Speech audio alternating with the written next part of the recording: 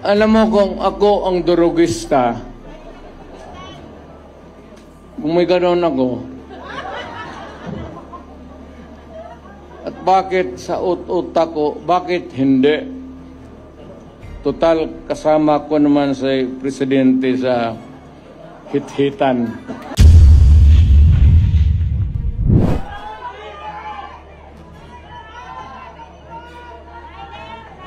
Alam mo, may sarili akong subject matters sa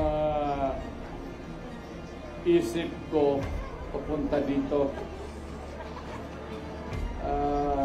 Problema, I just been handed baka ito at yung plataforma dito na lang tayo rin susunod. Baka ito yung mga issue na malapit sa tao, sa kanilang kahirapan o sa puso nila.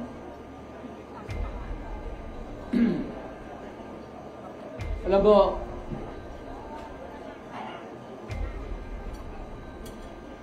I would like to,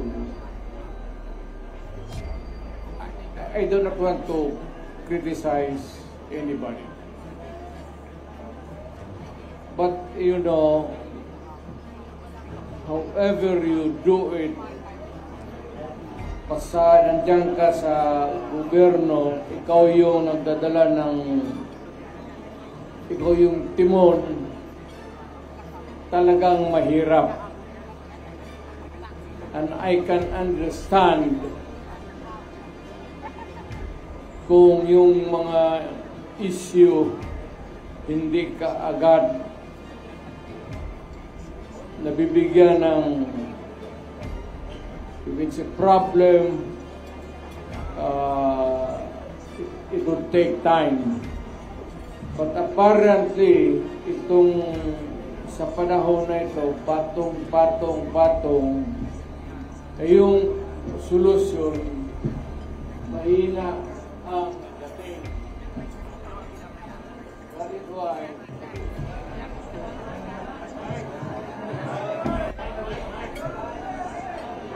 Hello, excuse me.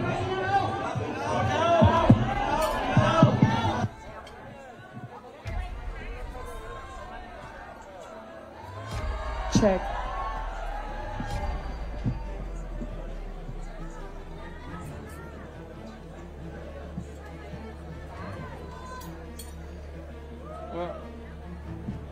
Alam natin yung issues. Hindi na natin pag-usapan dyan kasi lumalalim ang gabi. Alam ko kanina pa kayo. Basta dito, ang gusto atang plataforma na sasabihin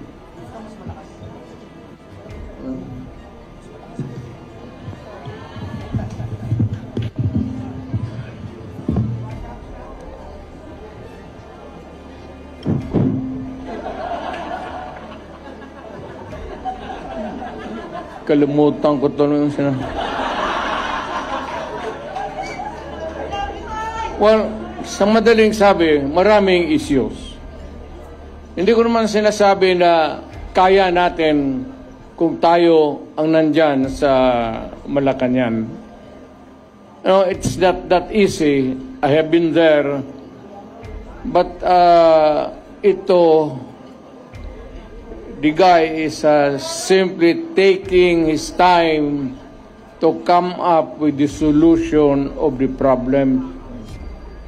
So kagaya nitong bigas, which is really tumatama yan sa tiyan, pati sa puso ng Pilipino, hindi niya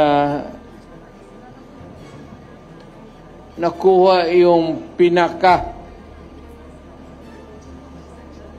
Either is subsidized o whatever, but it goes on up and up, and nahihirapan po ang Pilipino to cope up. Bukang hindi niya kaya na habulin yung presyo. Yan na lang sa pagkain. Huwag na yung iba. Pwede na natin yung graft and corruption. Nandyan yan eh. Baski anong klaseng administrasyon. Pero yung immediate, urgent need to solve is really itong kailangan ni baka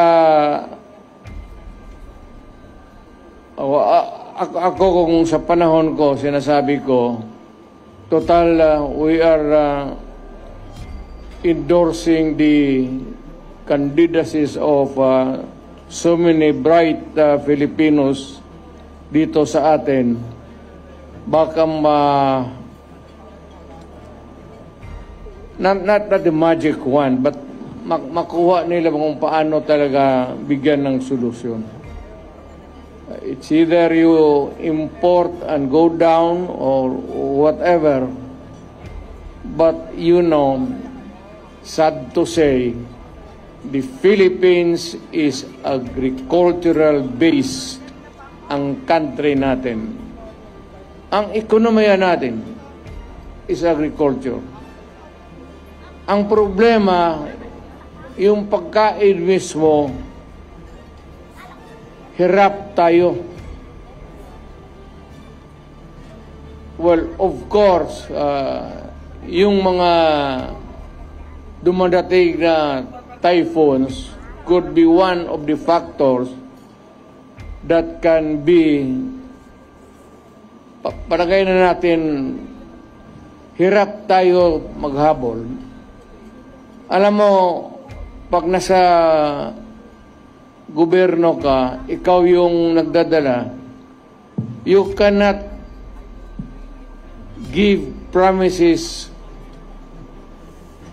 Panay na lang ang pangako mo and you keep on,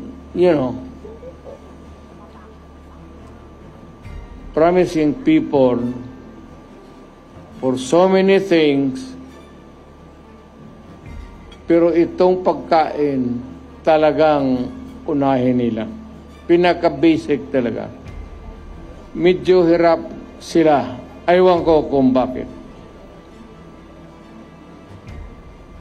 Ngayon, kung yung presyo ng bigas, yung presyo ng pagkain para sa Pilipino mas bababa ngayon,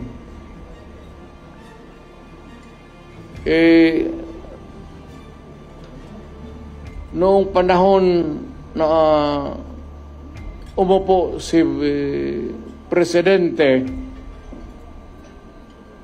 kung mas mababa ang presyo ngayon ng pagkain, iboto natin yung mga kandidato niya. Nakikita mo naman, talagang almost hindi na kaya. Hindi kaya ng tao. Ngayon, kung mas madali maghanap ng trabaho ngayon sa panahon niya, then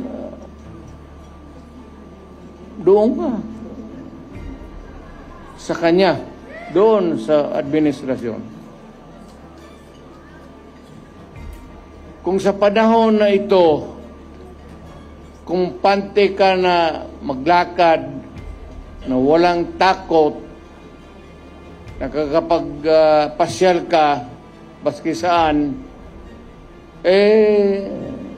wag mo nang bitawan si Marcos. Piliin mo na yung kandidato niya.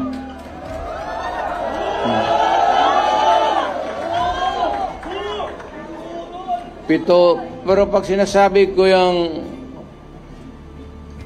pag nagsasalita ako, gumaganyan ako, ibig sabihin, ito yung kapalit.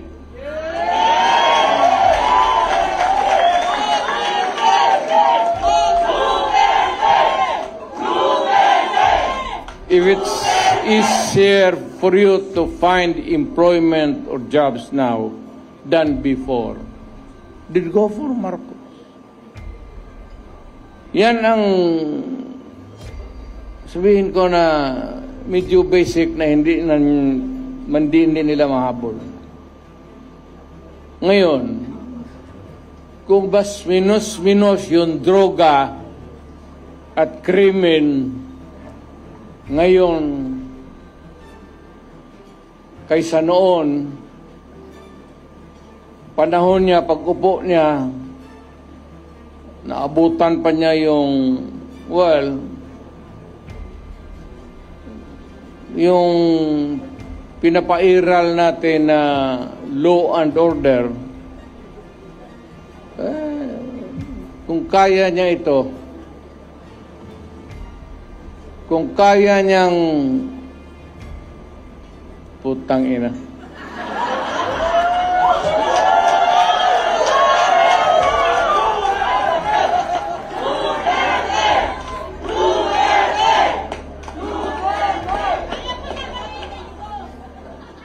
Alam mo kung ako ang durugista,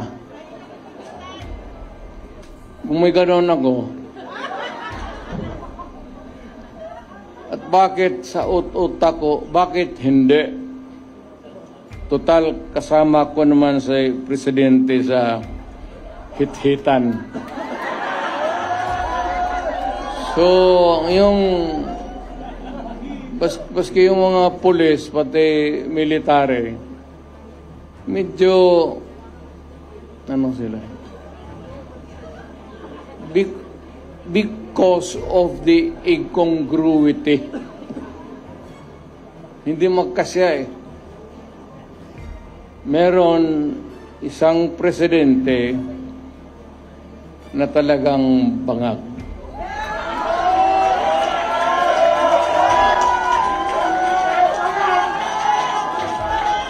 Hindi naman buang, pero yung bisyo ng droga, long term yan. Maging ulol si Marcos,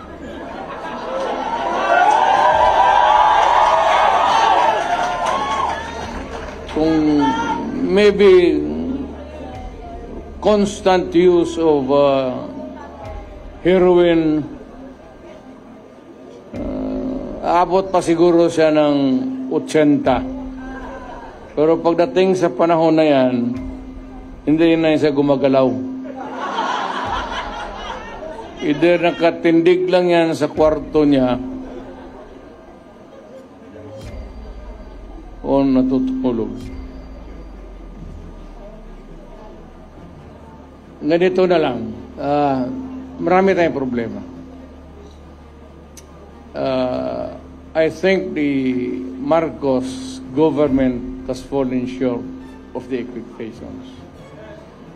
Ako, hindi ko ma-compare kasi pwede kong sabihin, mas mabuti siya ngayon kaysa aking panahon. I can even concede na ganon ang nangyayari. Pero it would not be a good reason for you to solve the problem just because you're doing right, more rights than the wrong ones that the other guy had committed in the past. Na ibig sabihin niya, kung sabihin, wala yun si Duterte, mahina kasi ganun. Okay. But it's not me. It's the Filipino people. Ang tignan mo ang Pilipino, huwag kang magturo dyan sa mga kalaban mo, kagaya ko, kasi ako, hindi na ako kandidato. Ngayon, kung mag-usap tayo, ang pag-usapan natin kung ano ang mga tao na pwede nating gawin na makatulong sa atin, mailagay dyan sa Senado para paski batas na lang ang habulin natin or a policy that is enunciated by Congress, particularly about the drug problem and itong ekonomiya. Itong ekonomiya, mabigat to. Walang bright dito.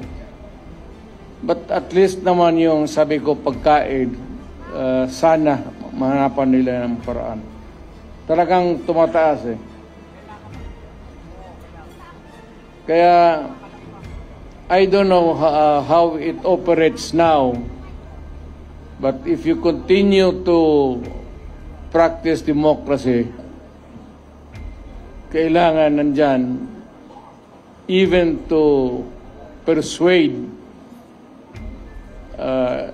any sitting government to do what is right.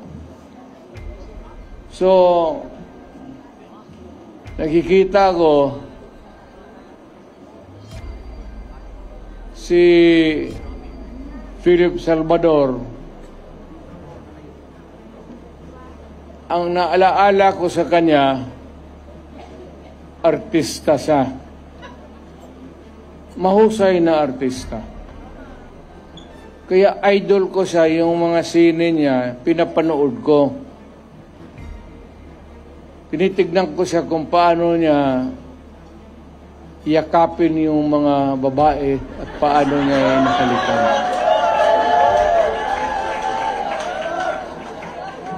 Well, aside from the fact that I know he would make a good senator, yun ang ang naalaala ko sa kanya na parang durog talaga ang babae sa yakap at pagmamahal. Now we have Atty. Rodriguez. Galing yan sa administration.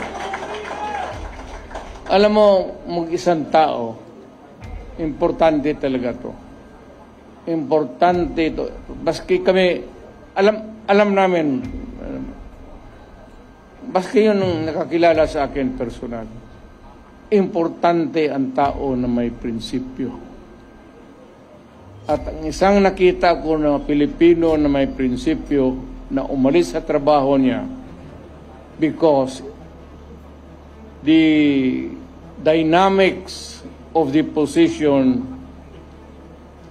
of which he was there in Malacanang was no longer right. He chose to make the decision. At nakita ko, as a matter of, hindi naman kailangan sabihin niya, but nakita natin, as a matter of principle, importante talaga yan. Atty. Rodriguez.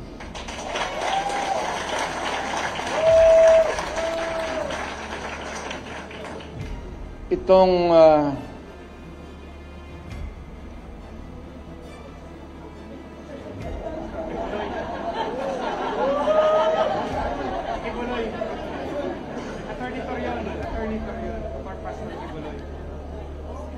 para ka kay Kibuloy? Representative. Si Pastor.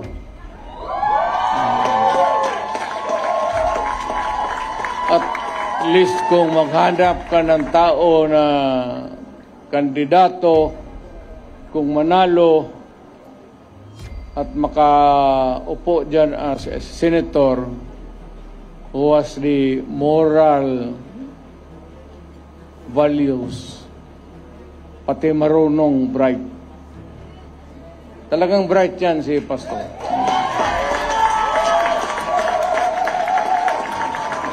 Hindi lang rin yung narinig kasi Pastor ang yung sinasabi, yung ganon, ang mga apostoles, ano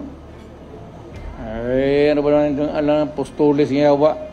Dito tayo sa politika ito So, si Pastor Kibuloy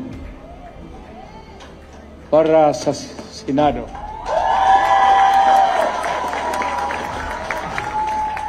Itong tao na itong sunod na sinasabi ko, humahanga talaga ako sa integrity pati yung utak. Abogado, pareho kami abogado Putok na nagsalita ito. Hindi ko naman kilala to, but the constant exposure sa TV parang natauhan ako. Magaling to ah. Alam niya, sinasabi niya, pati tatanong-tanong ako, talagang is one of the upright na tao na bira mong makita ng ganun. Yung mga bright na karihan kasi ng mga bright, mga gago eh. Haloan nila yung trabaho nila ng kagaguhan. Alam mo, ako talaga, it was I who sought him. Ako naghanap sa kanya para makilala ko siya. Talagang bumilib ako sa kanya. Marcoleta.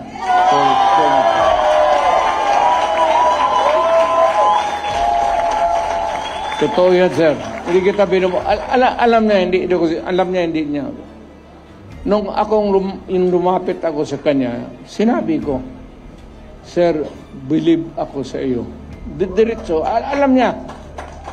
Alam talaga niya.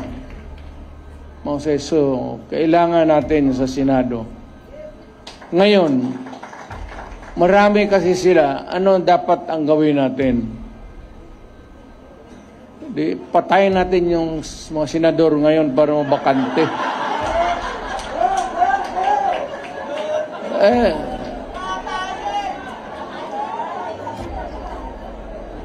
Kung makapatay tayo ng mga 15 na senador, pasok na tayo lahat.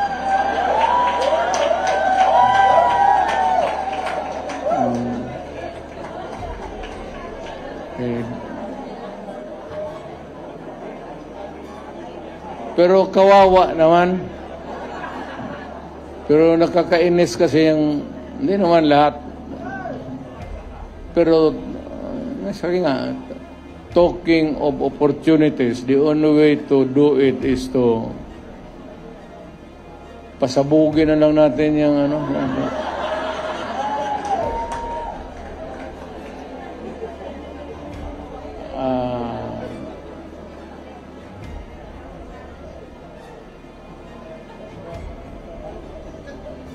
itong sa sunod ko, mahusay na abogado to. He's a practicing lawyer and is really very bright. Marunong talaga to. Marunong sa lahat. Pag-abogado, sa trial,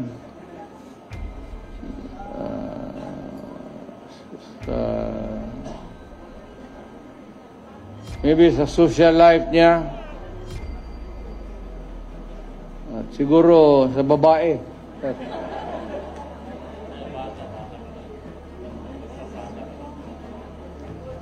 Huwag mong kalimutan yan, sir, kasi yan ang pagbabata talaga sa iyo. Totoo yan.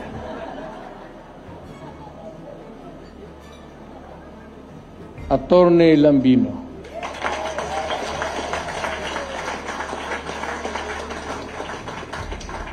Hindi ko na kailangan. Siya dapat magpakilala sa akin. Baliktad. Hindi ko na kailangan ibandera. Kasi ako mismo gusto ko na siya ang mag-introduce sa akin pabaliktad. Hanga talaga ako nito. Noon siguro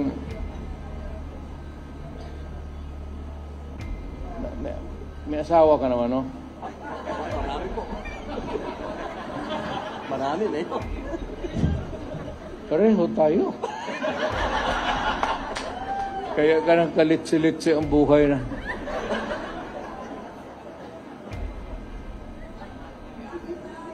Yung akin, nandito siya. Kaharap ko. Kasi PDP siya. Nag-iisa ka na lang, no? Itong ano ba, sitwasyon sa, I'm talking about Cagayan de Oro. You know what is really very almost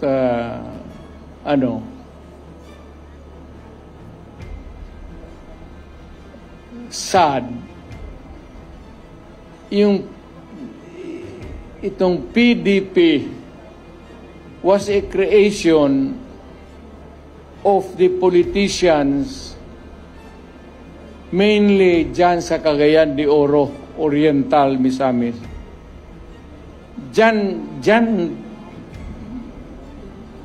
Ako, alam mo, sa totoo lang, what is very shocking to me, really, hindi naman sa hindi ako nagpapatawa. Alam mo, walang PDP doon sa Cagayan. Mag-isa na lang. Si Councilor Balaba. Tumindi ka nga.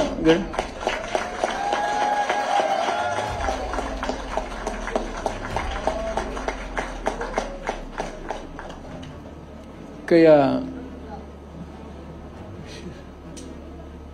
kailangan alagaan natin ng husto ang political lang. Wala ng PDP doon. Siya lang, babae pa. Mabuhay ka, Girly Balaba.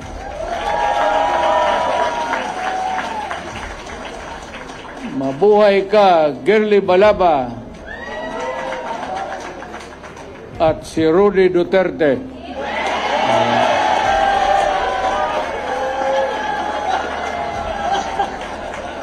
Wala mang Malaysia yan. Gusto mo, idagdag din yung mga pangalan ninyo. Sino? Girly Balaba. Sino? Taas kamay. Huwag na. Tama yan. Huwag na kayong mag-ambisyon.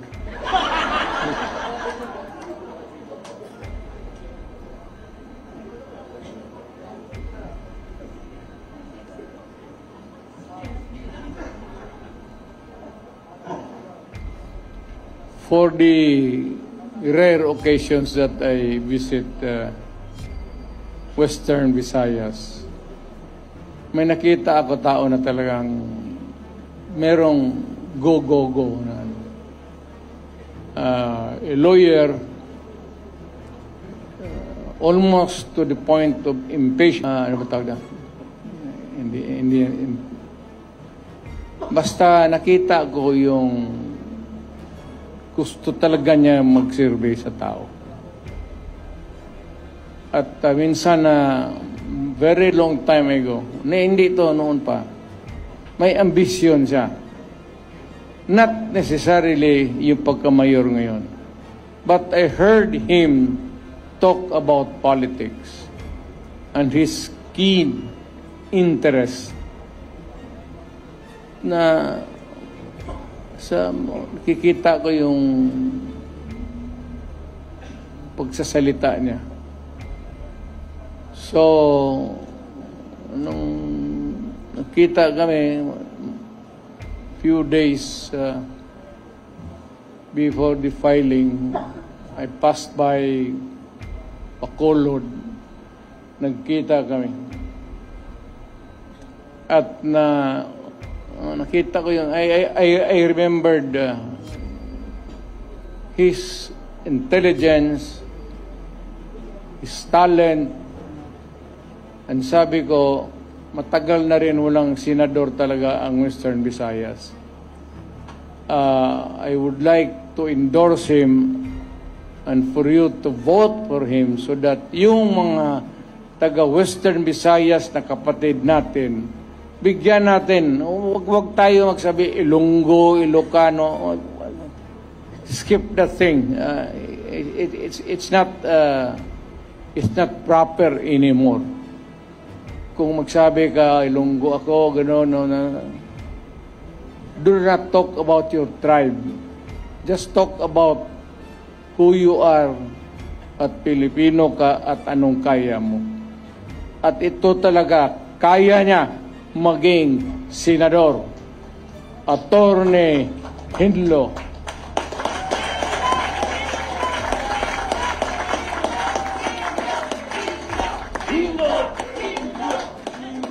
Lintik, lunggo na ya. Sino rin ng lunggo?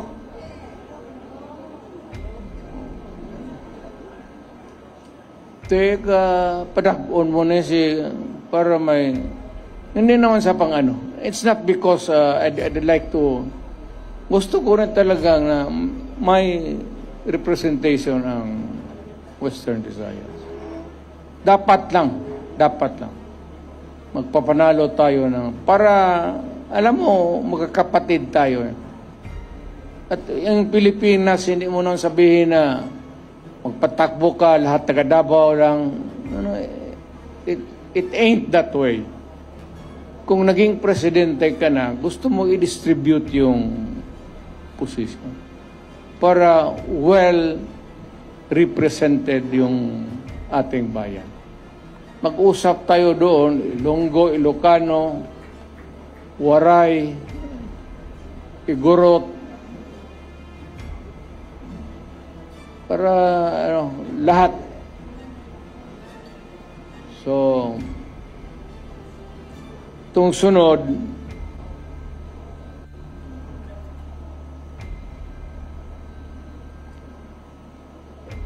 hindi ko naman siguro kailangan ipakilala ko to. Kaya nakakamot ako eh.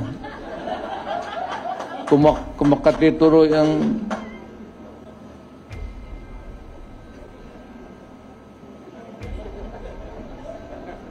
may pera ka bong?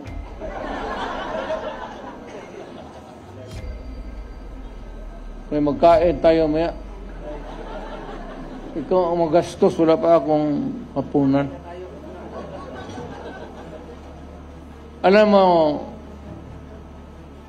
ang istorya nito, ang aking talagang aid was a military man. Kaibigan namin, parang common friend. Military na not so because parang maluwang na pakisama niya sa civilian. Biglang naglaro ng basketball, yung bola galing kay bato. Totoo yan. Pinasa niya doon sa kay Jimboy Halili. Teniente yun. Pagsalo ng bola, natumba, namatay. Sabi ko, nung punta ko, sabi ko, nagsalo lang ng bola, namatay? So, yes, Mayor. Puta, ang bola? Putaw? Bakal? Bola ng ano? O bakit namatay? Kasi pagsalo, tumba. Baka talagang sinadya na milakasan ng husto. Baka may pustahan sa ganung laro na yun. Galing kay bato yung bola eh. Kaya pag si bato ang kalaro ninyo, huwag ninyong saluin yung bola. Hayaan mo, tumakilid ka lang palawa. Kasi doon namatay. Hindi ako nagpapatawa. Yun talaga ang nangyari. Doon natumba kaya ako. Minsan yung nag-iisip ako kung patakbuhin ko ba ito si Bato o hindi.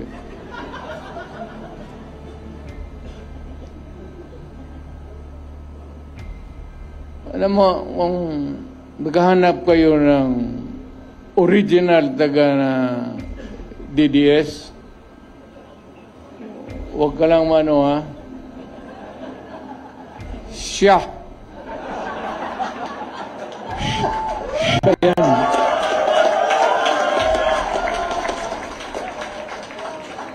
Hindi ako. Mayor ako. Utusan mo pagpatay dyan, buo. Sa yun, Chief of Police. Pinakamatagal kasi taga Davao. Alam mo, pag remember, bago rin akong mayor noon, Kakagraduate lang ito na sa PMA, na-assign sa Davao. Tapos nag-asawa, doon sila nag-settle down. Kaya malapit talaga sa akin si Bato. Hindi sabihin bata-bata, tao-tauhan. Kaibigan. Ano nga maidagdag ko sa kwento?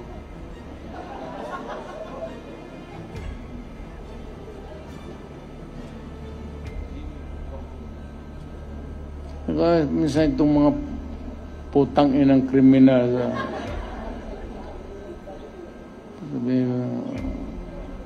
Bato, gusto po no, putang ina niyang pabalik-balik yan sa gawin mo. Yes, sir. Minsan magsabi ko, tapusin mo na. Sir, kanina pa.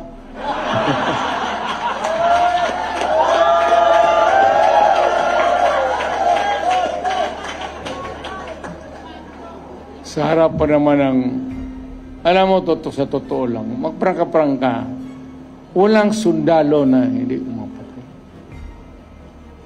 Walang sundalo na hindi pumapatay. Baski na walang uto sa kanila, if they are assigned in a certain place, tapos guluhin mo, paputokin mo yung granada, yung performance nila, apektado. Naka-record yan. Sa panahon ni Bato, ito ang nangyari. Sabihin mo, pagdating ng promotion, conference, kaya ba nito?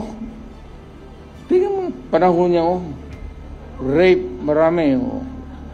Rape, 4. Panlima, siya pa ang pangalan dito, kasali siya. Ganon yan eh. Ngayon, maasahan niya ng isang lugar. Hindi na kailangan na sabihin mo na ako magsabi.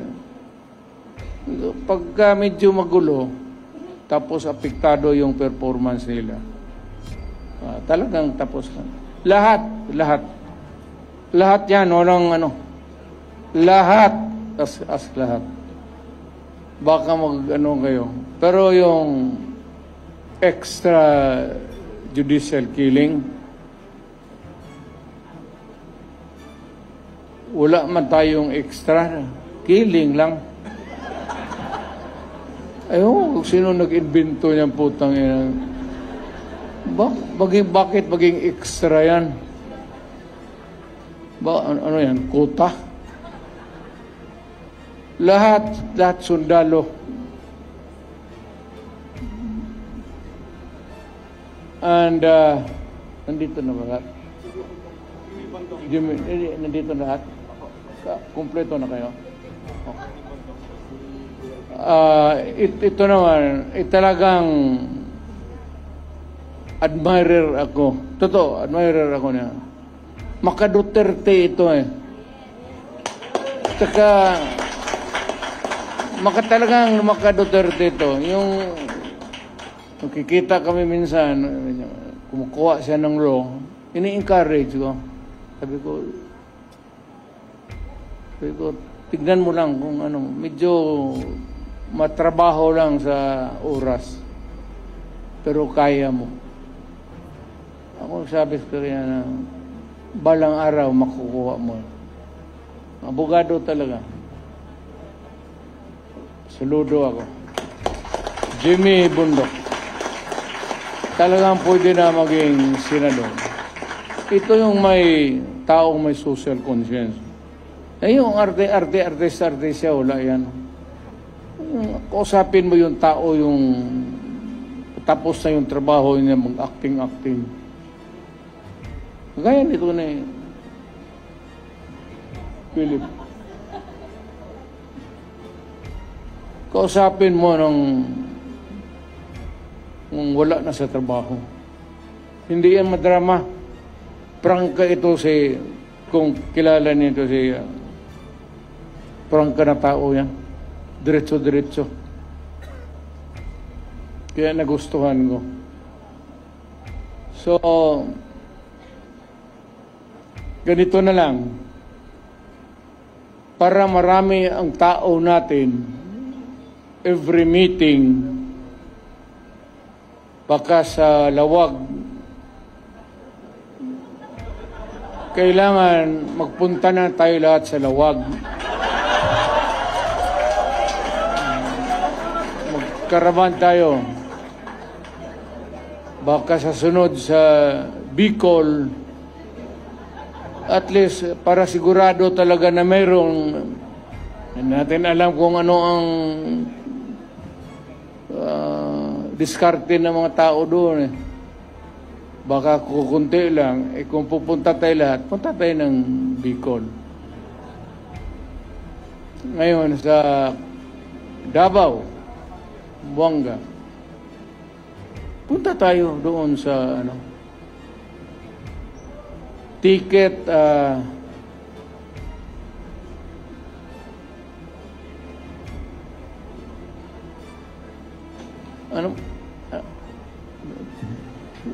ito si Jun Ibasco. Ito yung pinakautak ko talaga.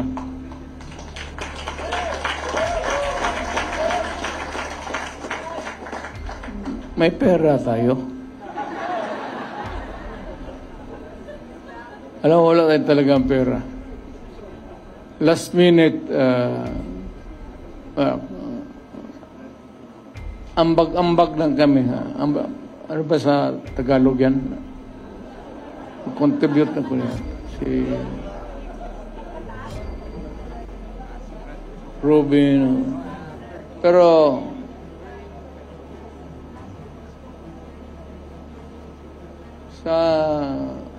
kung pumunta kayo ng Davao, totoo, kung ticket-ticket lang,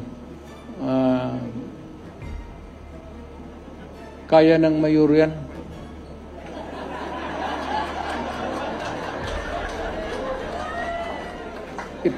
Ipasa mo lang yan doon sa mga negosyante. Doon sa mga Chinese community na may ara. Kaya ito. Pero wag kayong yung isang flight na puro Duterte talaga.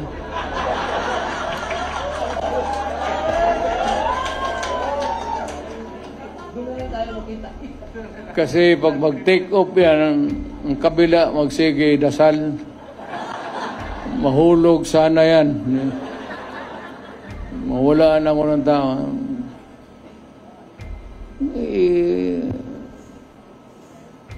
Intervals, intersperse. Punta kayo ng Mindanao.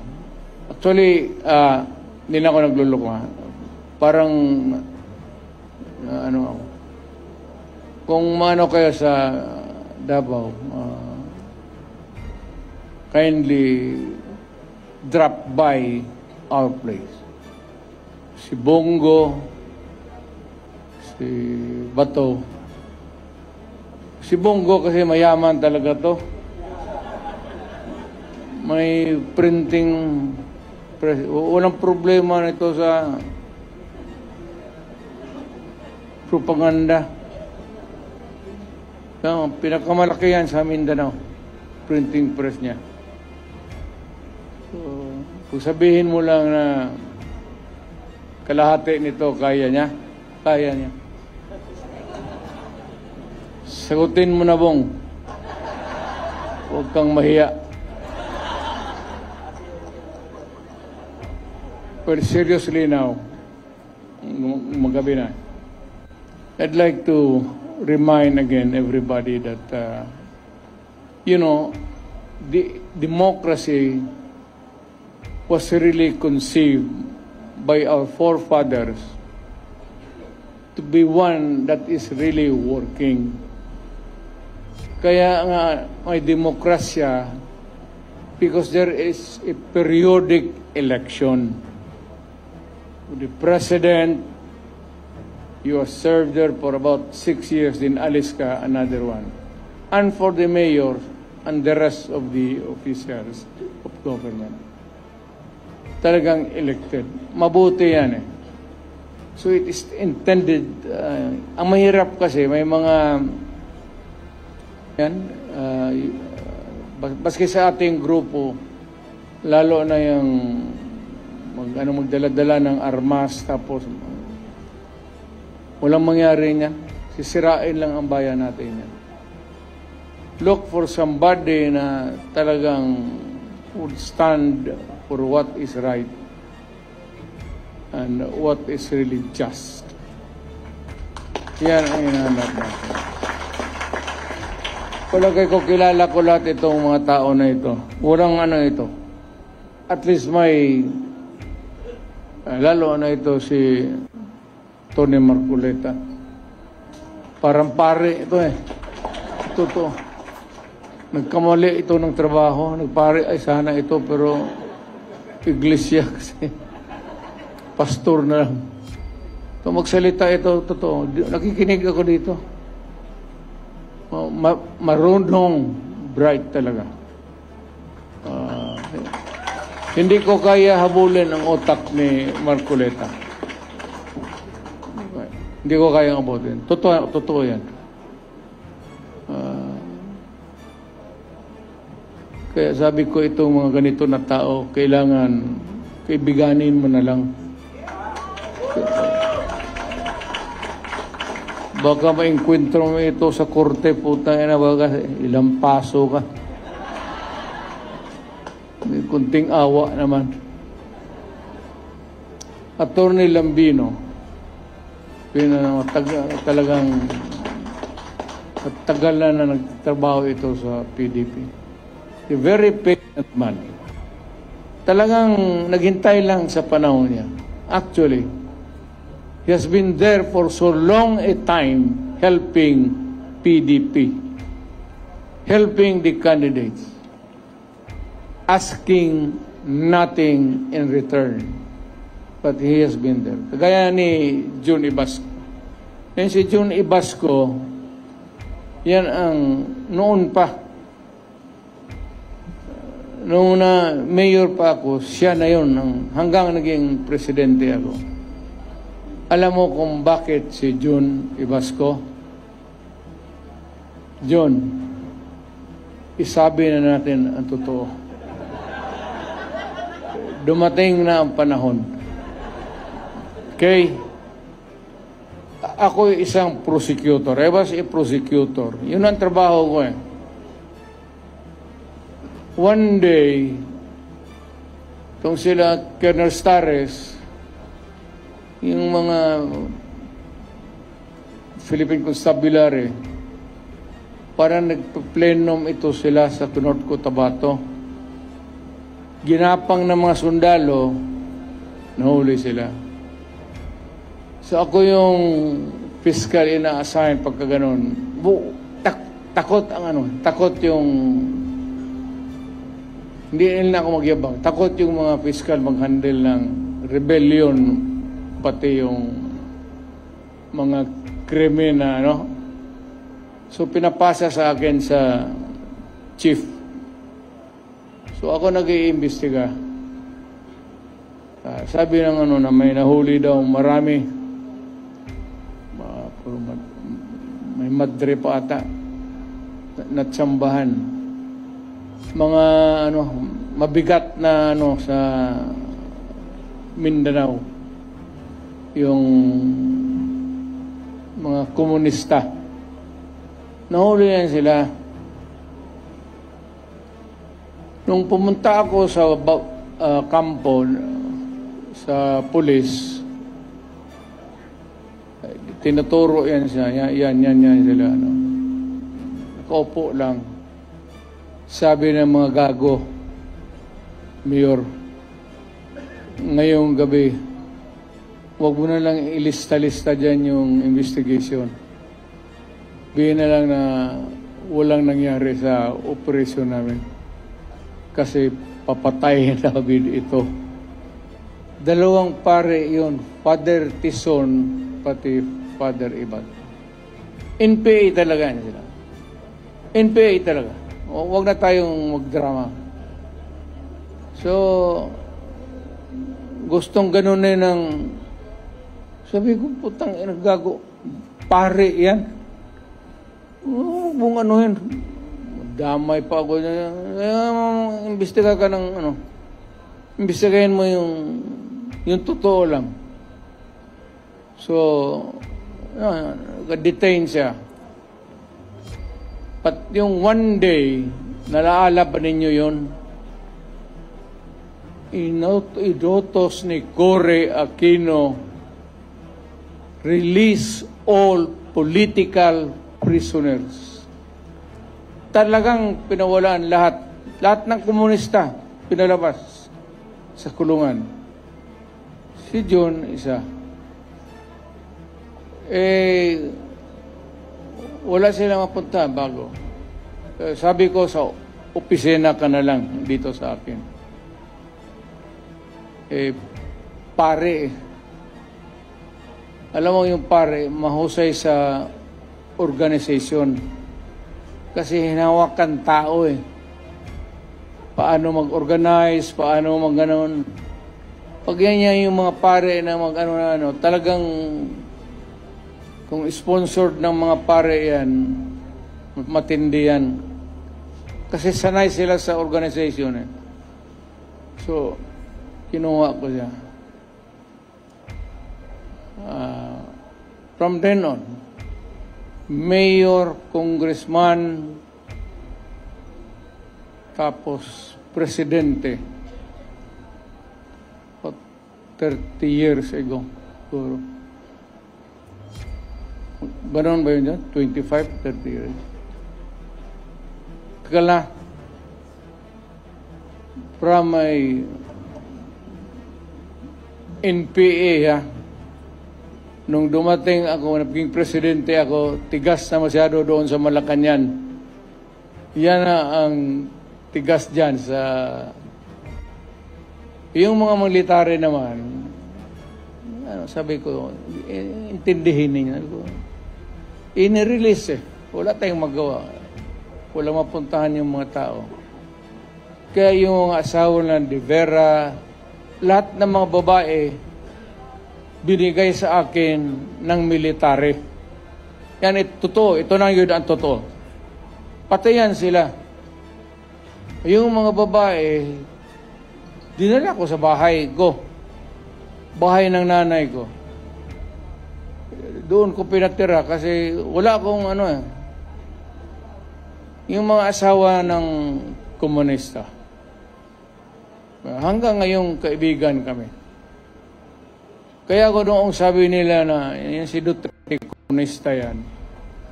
Ang totoo niyan talaga, baski hindi pa sila nahuli, ako pumapasok na sa bukid. Doon sa dulo, nagsasalita, nag-i-istorya na kami ng NPA. Istorya lang. Kaya every time magbaba ako, mga military intelligence, sabi yan si Duterte, ang issue sa akin, yang si Duterte, huwag kayong magboto dyan kasi komunista. Sinabi ko doon sa mga taga Davao, kung maniwala kayo, ito yung istorya ko. Ngayon, ayaw ninyo maniwala, huwag. Sinabi ko sa ang totoo. So si John, tangan-tangan ko yan hanggang ngayon. Mahusay sa organization. Kaya kung saan-saan ako papunta, bit-bit ko yan kasi wala kang problema dyan. Ano ganyan yung pare, marunong mga Katoliko, ito organize tayo, mga ito, ganon-ganon. Mahusay yan sila magdala. Kaya medyo lamang tayo ng konti dyan sa habulan ng isip. So, ganito, siya yung utak talaga. Siya yung sa akin. Wala naman, sanay na kami. siya na yung mag-spacing sa kampanya. Pero hindi ako maka-attend sa lahat ng rallies. At only yung medyo mabibigat, Cebu, medyo lawag siguro.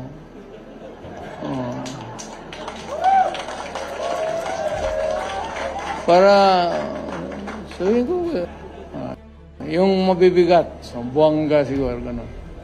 Nandoon ako, pero hindi lahat kasi una-una, sa totoo lang,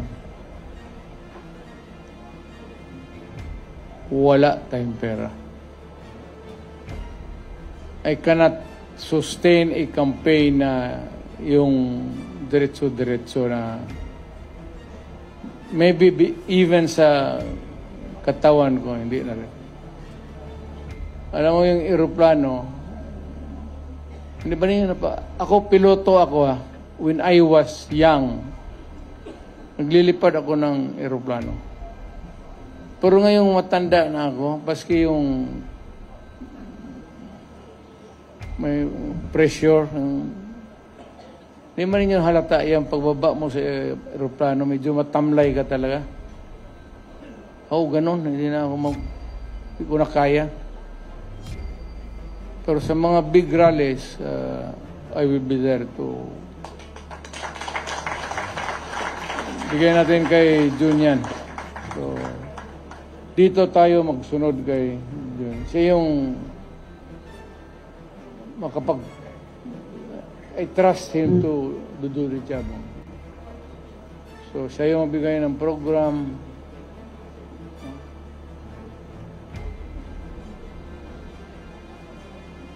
Sign language yan.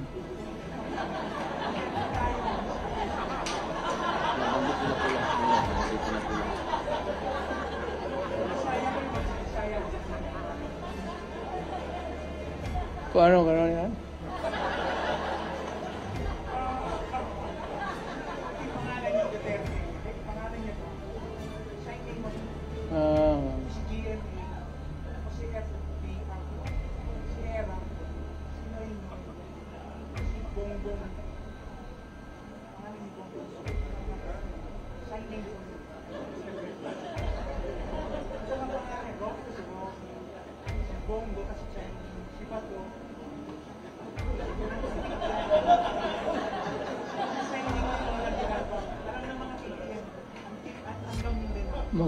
Magkita tayo bukas. Kasi mag-aral ako para gano'n na lang.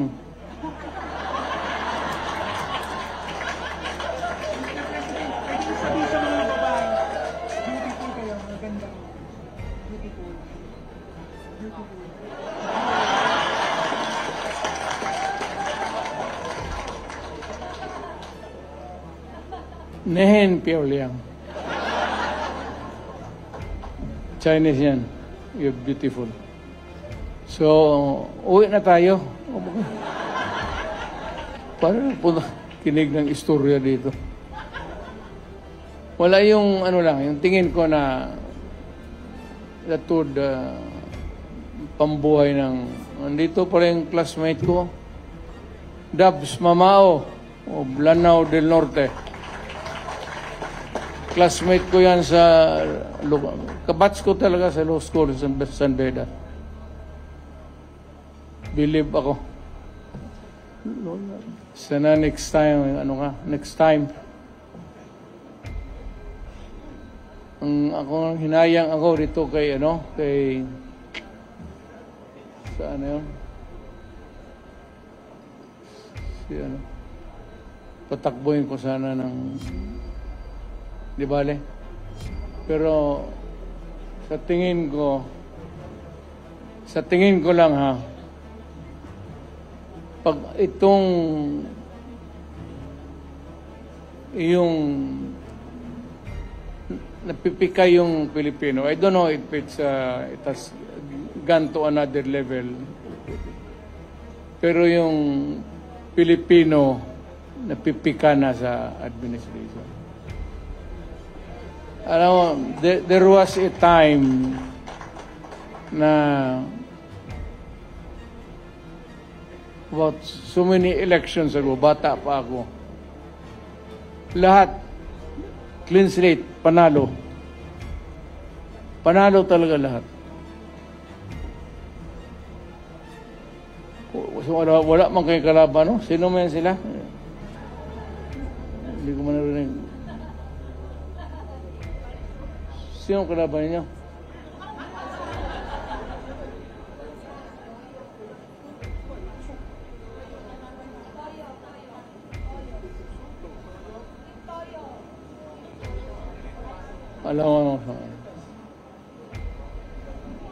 Alam ko na pipika ang Pilipino ngayon. As of now, hindi, not hatred or anger. Pero I could sense, nandyan ako sa napipika na ang tao.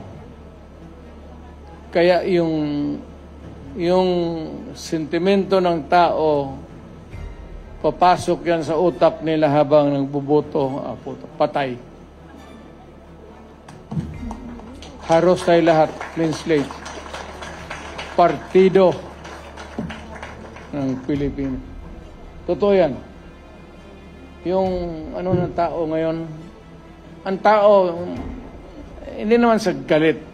I don't know if it's, I would not want to raise it to the level of anger or hate. But sigurado ako na ang Pilipino napipika na. Either failed promises or whatever. Kaya pagdating ng, kung nasa isip pa yan ng Pilipino, malas na. Wala, swerte natin. Boss, panalo kayong lahat. Pati si Atty. Torrio na hindi kandidato.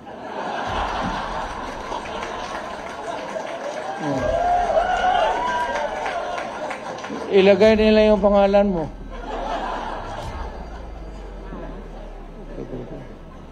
Torreon is a very good lawyer. Number 1. Kita mo si Pastor nakakulong pa ngayon.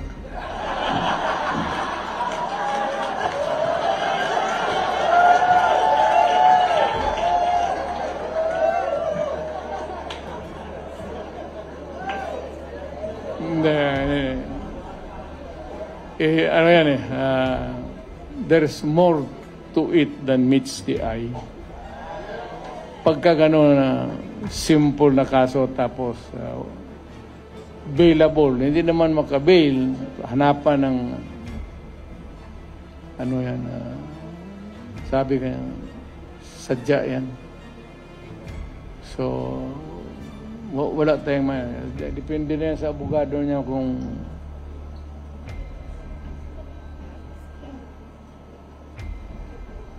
nakakabisita ba? Magbisita ako. Hindi, magbisita ako kay Pastor.